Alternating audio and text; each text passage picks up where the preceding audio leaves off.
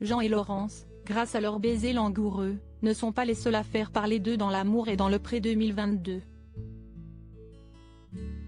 Le trio Sébastien-Léa-Perrine fait aussi le buzz dans l'émission présentée par Karine Le Marchand.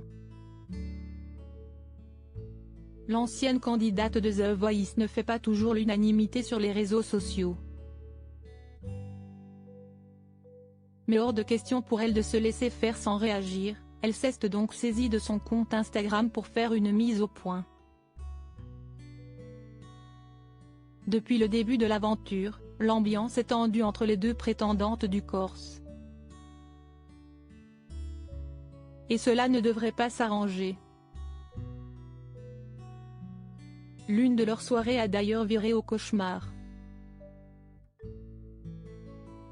Sur la route pour aller au restaurant, la belle ch'ti a fait une petite remarque qui n'a pas été bien perçue par sa rivale.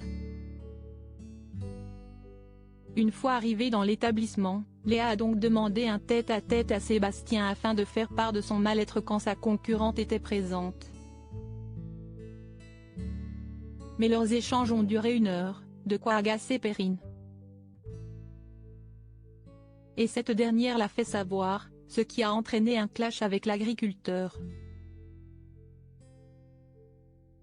Sur les réseaux sociaux, certains lui ont reproché son comportement envers sa rivale.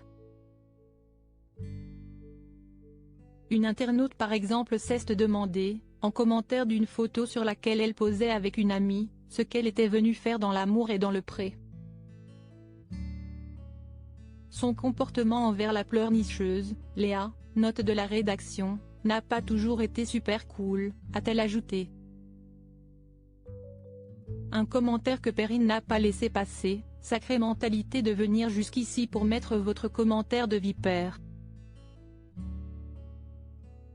Allez voir ailleurs, vous n'avez rien à faire ici. Son abonné en question a donc répondu qu'elle n'était pas la seule à le penser, de quoi faire sortir la candidate de ses gonds. J'en ai juste marre des raccourcis que certaines personnes peuvent faire, ça peut se comprendre non?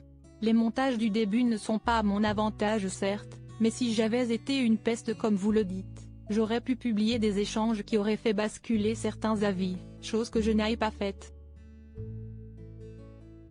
Bref, vous avez le droit de penser ce que vous voulez mais venir exprès ici sur mon profil, et qui plus est sur un post qui n'a rien à voir avec l'émission, je trouve ça un peu limite, a-t-elle répliqué.